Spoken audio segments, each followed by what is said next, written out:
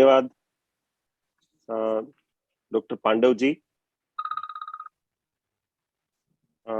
आदरणीय गुरुजी डॉक्टर विश्वास राव मांडलिक जी, डॉक्टर पांडव जी और योग विद्या गुरुकुल के सभी उपस्थित यहाँ पर छात्र, सभी शिक्षक, उस परिवार के साथ जुड़े हुए सभी लोग, और चूंकि ये राष्ट्रीय सम्मेलन है तो पूरे देश से पधारे हुए सभी विशेषज्ञ और प्रतिभागी, सबको मेरा प्रणाम।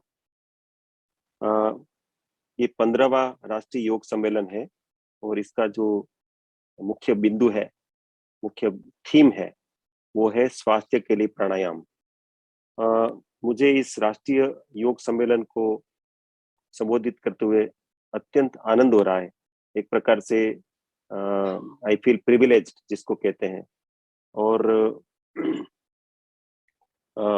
आयुष मंत्रालय की ओर से मैं इस अवसर पर प्रत्येक वर्ष इस सम्मेलन के सफलतापूर्वक आयोजन के लिए योग विद्या गुरुकुल नासिक महाराष्ट्र की अपने हृदय से सराहना करता हूँ। हम सब जानते हैं कि श्री गुरुजी डॉक्टर विश्वासराव मांडलिक के मार्गदर्शन में योग विद्या गुरुकुल के अंतर्गत योग के संवर्धन और शिक्षा के लिए 1985 से कार्य हो रहा है।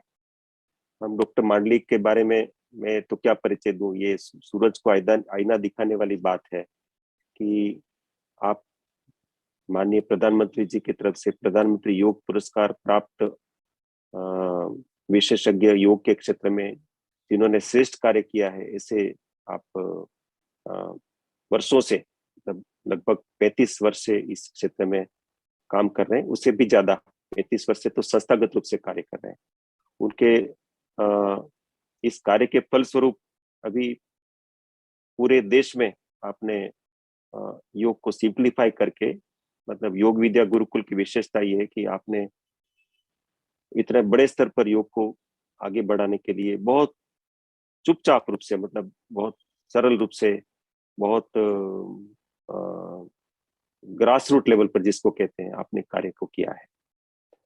वार्षिक सम्मेलन का ये विषय जो है स्वास्थ्य के लिए प्राणायाम, इस विषय में आप सोचे तो मुझे विश्वास है कि आपकी विशेषज्ञता और अनुभव ये इसके सम्मेलन से और इसके सुंदर आयोजन के लिए के कारण हम लोगों को सबको एक प्रकार से इससे क्षेत्र में विशेषज्ञता क्या है, उसको हम कैसे अचीव कर सकते हैं प्राणायाम के माध्यम से स्वास्थ्य, उसके ऊपर बहुत ज्यादा मंथन होगा इस सम्मेलन में। और मंथन के बाद कुछ न कुछ नवनीत जरूर निकलेगा। इसका इस प्रकार की एक सर्वोत्तम सेवा का अवसर हम सभी को मिलेगा। हम जानते हैं कि प्राणायाम जो है ये न केवल श्वास के नियंत्रण का अभ्यास है, लेकिन ये जीवन ऊर्जा को हम एक प्रकार से चैनलाइज करते हैं। उस चैनलाइजेशन के कारण ही प्राणायाम के द्वारा इतने सारे लाभ होते हैं। हम सभी के लिए पिछले 2 वर्ष बहुत कठिन रहे, हम जानते हैं, और उस कठिनता में भी योग ने जो कंट्रीब्यूट किया है, हम जानते हैं कि माननीय प्रधानमंत्री जी ने कई प्लेटफॉर्म पर, राष्ट्र के नाम संबोधन से लेकर के मन की बात में भी कई प्लेटफॉर्म पर योग की महत्ता के बारे में बताया है। बहुत सारे ऐसे प्रमाण भी आए कि कोविड के पेशेंट्स हॉस्पिटल में होते हैं तो योग का अभ्यास करने से, खास करके प्राणायाम का अभ्यास करने से उनको बहुत लाभ हुआ है। बहुत सारे हॉस्पिटल में योग became an integral part of the Covid management. मतलब वो एलोपैथिक हॉस्पिटल होंगे लेकिन बाकी कोई चीज नहीं होगी, योग जरूर होगा। तो ये एक योग का एक बहुत बड़े स्तर पर प्रयोग हुआ और देश भर में सबको उसके कारण लाभ भी हुआ।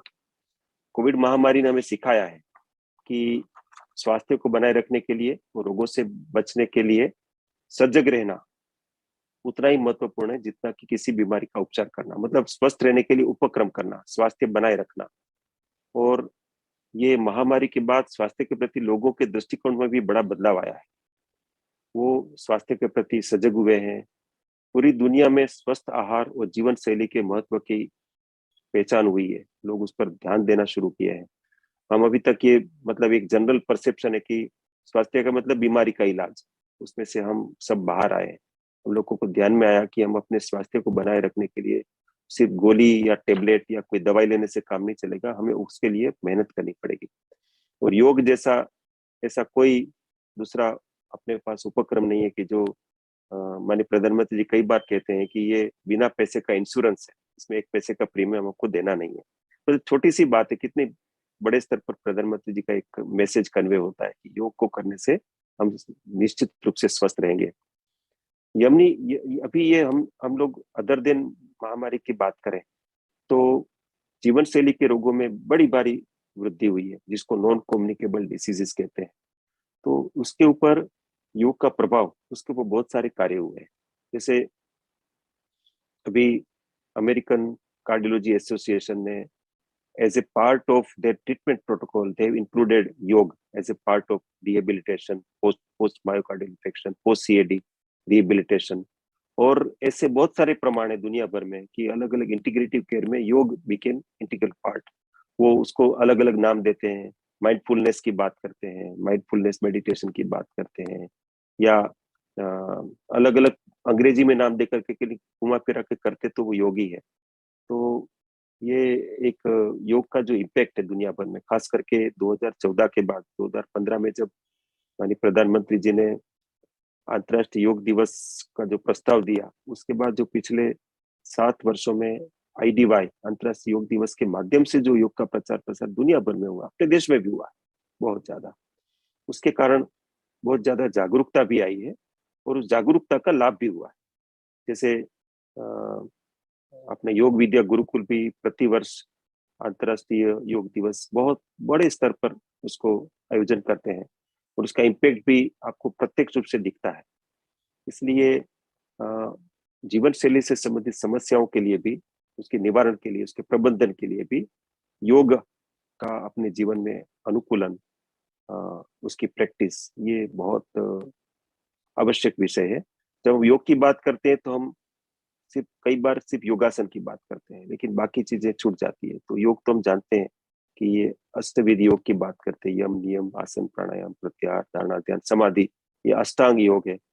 तो उसमें आसन तो उसका एक पार्ट है, लेकिन यम नियम से लेकर के इतने सारे जो एस्पेक्ट है जो योग के अंदर आते हैं, तो हम लोग मिल करके जब इसको विचार करते हैं तो एक बहुत बड़ा होलिस्टिक टोटलिस्टिक अप्रोच है जो योग हमें सिखाता है। तो न केवल अपना स्पिरिचुअल अपलिफ्टमेंट करता है, लेकिन अपने स्वास्थ्य को भी बनाए रखता है। हम सिर्फ स्वास्थ्य के बारे में बात करते हैं, लेकिन योग के जो प्रभाव है, स्ट्रेस एलिविएशन से लेकर के हम एक व्यक्ति के रूप में विकास, एक मानव के रूप में विकास, मतलब as a human being, development as a human being, as a human thing, ये चीजें जो है योग के द्वारा मिलती है, उसको हम नकार नहीं सकते। अभी एक बहुत अच्छा पब्लिकेशन एम्स में आया है, मैं इसके बारे में बात करना चाहूंगा। एम्स में भारत सरकार की तरफ से एक सेंटर ऑफ एक्सेलेंस है, centre of integrative medicine and research, उसके प्रभारी है डॉक्टर गौतम शर्मा। गौतम शर्मा जी ने, he is a cardiologist actually, उन्होंने एक बहुत अच्छा वहां पर एक प्रयोग प्रोजेक्ट लिया। The project was studying difference between और comparison between the people who is doing regular exercise and और डूइंग रेगुलर योगाभ्यास। तो पता चला बहुत इंटरेस्टिंग है, that I am very much excited to let you know. Publication भी आया है कि पता ही चला कि यदि एक्सरसाइज के पैरामीटर तो देखें तो योग और जो साधारण एक्सरसाइज लोग करते हैं, जिम में जाते हैं, दोनों के आउटकम में कोई फिजिकल पैरामीटर से फर्क नहीं है। लेकिन उन्होंने सत्व रजस तमस के बेसिस पर भी उसको एनालाइज किया कि सत्व गुण की वृद्धि होती है, किससे होती है। उसके उन्होंने फंक्शनल एमआरआई के उन्होंने कुछ टूल्स भी डेवलप किए। वो पता चला कि योगाभ्यास से सत्व गुण की वृद्धि होती है और जिम जाने से, बाकी प्रकार के व्यायाम करने से तमोगुण और रजोगुण की वृद्धि होती है। और सत्वगुण की वृद्धि होने से जो एक व्यक्ति के रूप में स्ट्रेस एलिविएशन से लेकर के दूसरे पैरामीटर्स लाभ होता है, वो उसमें नहीं मिलता। तो ये बहुत यूनिक टाइप का काम है, मतलब हमें ये वास्तव में बताता है कि योग का अभ्यास कितना बड़ा कार्य हमारे व्यक्तिगत जीवन में कर सकता है। और योग अभ्यास करने से हम जब हम्बल होते हैं तो it is also good for the community. व्यक्ति सात्विक होते हैं, ज्यादा लोग सात्विक होते हैं तो पूरे समाज का परिवर्तन होता है। तो मेरा ये खास विशेष रूप से अभिनंदन है डॉक्टर मांडलिक जी को कि उन्होंने एक मूवमेंट, मतलब he is not just a teacher but he is a missionary कि उन्होंने मूवमेंट के रूप में उसको पूरे देश में इसको आगे बढ़ाया है। मैंने जो जो उदाहरण दिया उसके उसके सिवाय बाकी दूसरे भी उदाहरण है, जैसे तमक श्वास के अंदर अपना ब्रोंकियल अस्थमा के अंदर योग का प्रभाव है। अभी एक और अच्छा पब्लिकेशन आया है, वो है माइग्रेन के ऊपर एड्स एंड एड ऑन। जैसे माइग्रेन जो लोगों को होता है तो दवाई बहुत देनी पड़ती है, और बहुत सारे एग्रेसिव टाइप के माइग्रेन में तो बहुत पेशेंट ड्रग डिपेंडेंट हो जाता है। तो उसमें भी यदि योग को ऐड कर दे तो फिर तो उनकी इंटेंसिटी फ्रीक्वेंसी कम होती है। अभी अपना जो public health foundation of India है, उन्होंने एक डॉक्टर श्रीनाथ रेड्डी ने उन्होंने एक बहुत बड़ा स्टडी किया, और वो रिहेबिलिटेशन के ऊपर किया, कार्डियक रिहेबिलिटेशन। कि लोगों को हार्ट अटैक होता है, हार्ट की प्रॉब्लम हो जाती है, उसके बाद उनको इंटरवेंशन करना पड़ता है, ओपन हार्ट सर्जरी करनी पड़ती है। ओपन हार्ट सर्जरी के बाद ऐसे लोगों को रिहेबिलिटेशन की जरूरत होती है। तो रिहेबिलिटेशन के लिए बहुत बहुत बड़ा खर्चा है, मतलब जो स्टैंडर्ड प्रैक्टिस है इट इज वेरी एक्सपेंसिव। तो उसकी जगह पर सिंपल योगा अभ्यास के माध्यम से उसी लेवल का रिहेबिलिटेशन अचीव कर सकते हैं, ऐसा भी प्रमाण मिला है। तो मैं जो कहना चाह रहा हूँ वो ये है कि हम जब योग की बात करते हैं तो इसमें हम दिल से, अपने हृदय से जुड़े हुए हैं, क्योंकि हमारी संस्कृति का पार्ट है, इसलिए हम इसको आसानी से एक्सेप्ट कर लेते हैं। लेकिन इसको बहुत आगे तक ले जाने के लिए इसमें साथ में विज्ञान को जोड़ना पड़ेगा, और ये विज्ञान को जोड़ना के लिए हम लोगों को ये सब नए नए काम करने होंगे। अभी जब मेरा परिचय दिया डॉक्टर पांडव जी ने, तो उन्होंने योग सर्टिफिकेशन बोर्ड की बात करी। तो हमने क्या, पिछले दिनों में, जो पिछले वर्षों में योग पेशेवरों की बड़ी रिक्वायरमेंट सामने आई है। अंतर्राष्ट्रीय योग दिवस मनाने के सिवाय राष्ट्रीय अंतर्राष्ट्रीय स्तर पर योग के संवर्धन और विकास के उद्देश्य से कई कार्यक्रम योजनाओं को लागू किया जा रहा है। उसमें से बहुत योग के HR, human resource competent HR की बड़ी बड़ी रिक्वायरमेंट, मतलब there is a huge demand for the competent professionals of yoga. उसके लिए भी भारत ने ये योग प्रमाणन बोर्ड, योगा सर्टिफिकेशन बोर्ड की रचना की है। और मुझे मुझे ये बताते हुए आपको हर्ष हो रहा है कि योग विद्या गुरुकुल भी इसका एक पार्ट है एज एन इंस्टीट्यूशनल एक्सपर्ट, और उन्होंने भी इस काम को अपने साथ, मतलब योग सर्टिफिकेशन बोर्ड के साथ इसको आगे बढ़ा रहे हैं। आइडिया ये है कि अगले कुछ वर्षों में हम लोगों को लगभग 10 लाख योग प्रोफेशनल्स चाहिए होंगे। तो अभी 1 लाख तक तो ट्रेन हो गए इस बोर्ड के माध्यम से। ऐसे ये सख्त प्रक्रिया है और आगे बढ़ेगी। और ये योग सर्टिफिकेशन के बोर्ड के माध्यम से जो प्रमाणीकरण हुआ है उसमें इसको विश्व स्तर पर ले जाने की भी योजना चल रही है कि इसको कैसे दुनिया भर में लेके जाएं और उसको आगे बढ़ाएं। ऐसे ही दूसरा, जैसे अभी योगासन को भारत सरकार के स्पोर्ट्स मंत्रालय ने स्पोर्ट्स के रूप में मान्यता दी है। उसमें बहुत डिबेट हुई, योग स्पोर्ट थोड़ी हो सकता है, लेकिन योगासन तो हो सकता है, क्योंकि योगासन तो इसमें परफेक्शन को हम ऐड करते जाए। तो लोगों को ये प्रश्न है कि इसका हम कैसे मेजरमेंट करेंगे। तो मेजरमेंट के भी तो क्राइटेरिया हम IT based, AI based technology से कर सकते हैं। तो इस पर काफी काम चल रहा है। तो मुझे लग रहा है कि अगले 20 साल में, 25 साल में हम देखेंगे कि इसको अभी अभी से कल्टीवेट कर रहे हैं, तो अगले 25 साल में मुझे लग रहा है कि ओलंपिक्स के अंदर एक 20 या 25 मेडल्स जो है अलग अलग कैटेगरी के, वो योगासन के भी आ जाएंगे। इस तरह का कार्य हम विजुलाइज कर रहे हैं। ऐसे एक बी हेल्थ, अपने एम मोबाइल एप्लीकेशन करके हमने डब्ल्यूएचओ के लिए भारत सरकार ने बनाई है।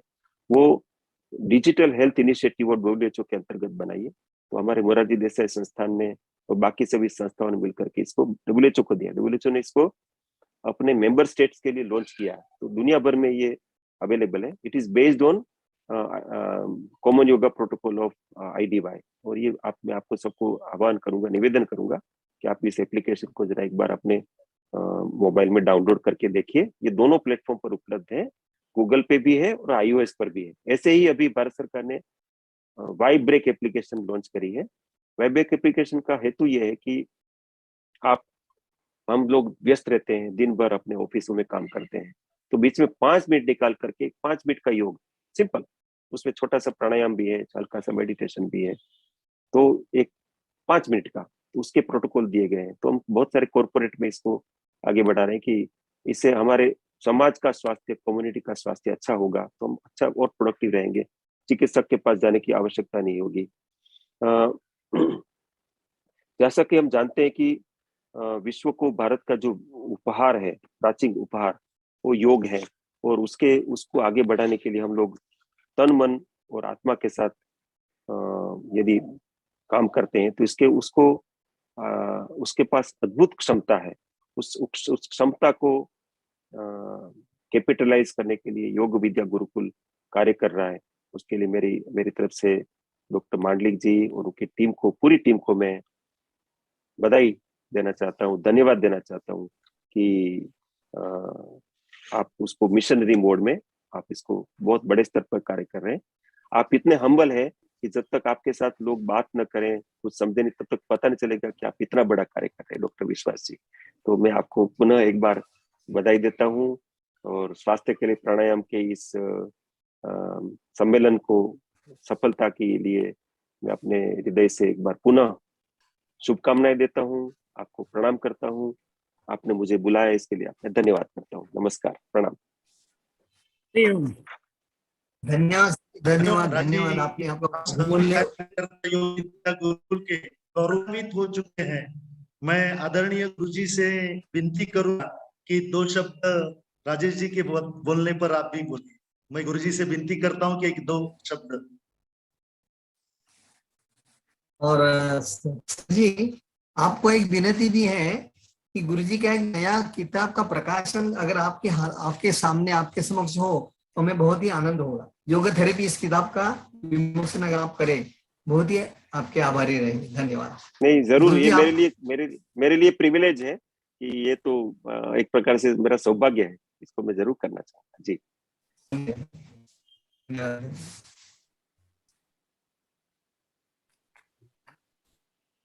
इधर ही करता हूँ मैं जी।